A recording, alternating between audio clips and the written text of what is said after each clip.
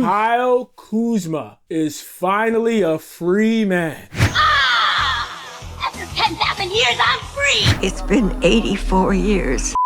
Yo, as basketball fans right now, we are getting spoiled. No? Kuzma has been traded to the Milwaukee Bucks. And I was just telling my boy, I'm like, yo, this man needs to be traded to a contender. Kyle Kuzma is way too good and way too talented to waste away on the Washington Wizards. Anybody with any common sense knows that team is a graveyard. I remember when I had Kuzma on my fantasy team, I used to call him double Kuz because that's what he is. The man can average 20 and 10 every night if he really sticks to it.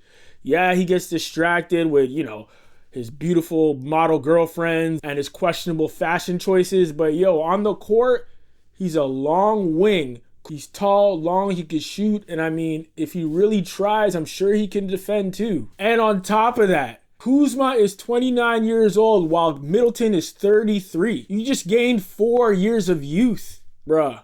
And people are online trying to debate who won this trade. Are you dumb? Kris Middleton? I mean, yo, shout out to Kris Middleton. You did some things on the Milwaukee Bucks we'll never forget. But bro, this man's ankles are cooked. He can still shoot the ball, but I mean, he can't really move, and every other day he's hurt. You think this trade made the Wizards better? No, but it definitely made the Bucks better. Kuzma with Damian Lillard with Giannis? Bruh, that's an Eastern Conference contender now. In my heart of hearts, I still think it's between Boston and the Cavs. And if you watched the game last night, I mean, it's really Boston. But I mean, yo, Milwaukee might have something to say now. It's going to take some time for them to gel. But Kuzma has been probably waiting for this day since he got traded from the Lakers. Now, if you look at all the details in this trade, the Wizards get Kris Middleton, AJ Johnson, and a future pick swap, while the Bucks get Kyle Kuzma, Patrick Baldwin, and a second-round pick. Fam, to me, the Wizards got robbed, but it's not like they were going anywhere anyway. So, what more can I say? Very happy for Kyle Kuzma, and it kind of reminds me of the situation that our boy Aaron. Hey, Aaron, where are you? Where is Aaron? Aaron Fox was in on Sacramento. Again, another graveyard in the NBA. I don't know why these teams can never get right. And I really thought that was going to happen a couple seasons ago when they were lighting that beam.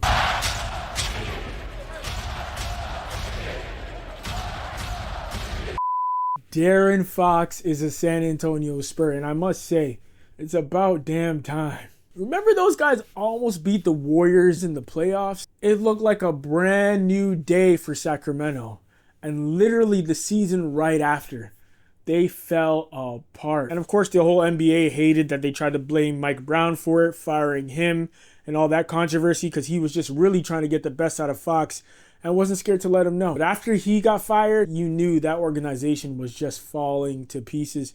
They're not lighting the beam in Sacramento. But now, bro, are the Spurs a contender? I mean, not a championship contender, but I wouldn't want to see them in the first round.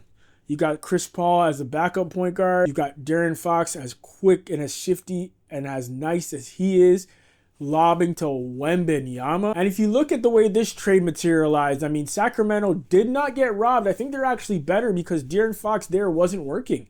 It just wasn't working. They were stagnant. Just a mid-level team fighting for the play-in every season. And you don't want to stay that way. You either want to go down and rebuild or contend for a championship. And if you look at the details in this trade here, I think both teams won. More than what we could say for the Lakers and Mavericks. The Bulls got Kevin Huerter, Trey Jones, Zach Collins, and a 2025 first-round pick. While the Kings got Zach LaVine, Sidney Kissiko, 3 first-round picks, and 3 second-round picks. And the Spurs got De'Aaron Fox and Jay McLaughlin. Now, if you ask me, that sounds like more of what the Dallas Mavericks should have got for Luka, but I digress. It seems to me like both ball clubs are in a better place now. De'Aaron Fox is going to really play to his potential over there at San Antonio, especially if Popovich comes back, which I hope he does. Any update on his health? I haven't really checked it out. Y'all let me know in the comments. Regardless, that Spurs organization is going to take good care of him, and he's going to have to be disciplined. So I don't know if it was just he didn't want to listen to Mike Brown or he was just trying to do his own thing. But either way, if you're playing for San Antonio, They don't play that. And with a new talent like Victor Wembanyama, wow, the future is looking bright for the Spurs. Now, even though I'm saying that both teams did benefit from this trade, I mean, when you really look at the Sacramento Kings, they just look like a purple version of the Chicago Bulls. That team with DeMar DeRozan and Zach LaVine was mid. Nobody was scared of them. They didn't have much defense, and they were fighting for the play-in every season. Now they just moved to the West Coast with basically the same personnel. I mean, I hope those first and second round picks really go to good use. Maybe they get Cooper Flagg. Who knows? But I mean, either way, if they don't get some help, we both know that as much as an offensive threat DeMar DeRozan and Zach LaVine are, those two guys together is just not enough. Even Stevie Wonder can spot the trend in the NBA these days. The better teams get better, and the small market teams get worse. It's almost like these small market teams are just farm systems for the big names. The Lakers always do some crazy trade, which to this day I don't know how they pulled that off, and swindle a smaller market for their best asset. And now the Bucks just did the same thing, although the Bucks are a small market team. So yeah, that doesn't really track. Never mind. Carry on. Anyway, like I said, I am very happy for my boy Kyle Kuzma. Not much more to it. We'll see what will happen with Doc Rivers and them. I mean, he can always figure out a way to blow. He's always found a way to he's always found a way to ruin a good thing. But let's hope they can really gel, because I'd love to see Milwaukee make a long run in the playoffs. But let me know what y'all think below. I mean, do you think that the Wizards somehow won that trade with an aging, broken Kris Middleton? Or do you think maybe the Milwaukee Bucks might actually become contenders now?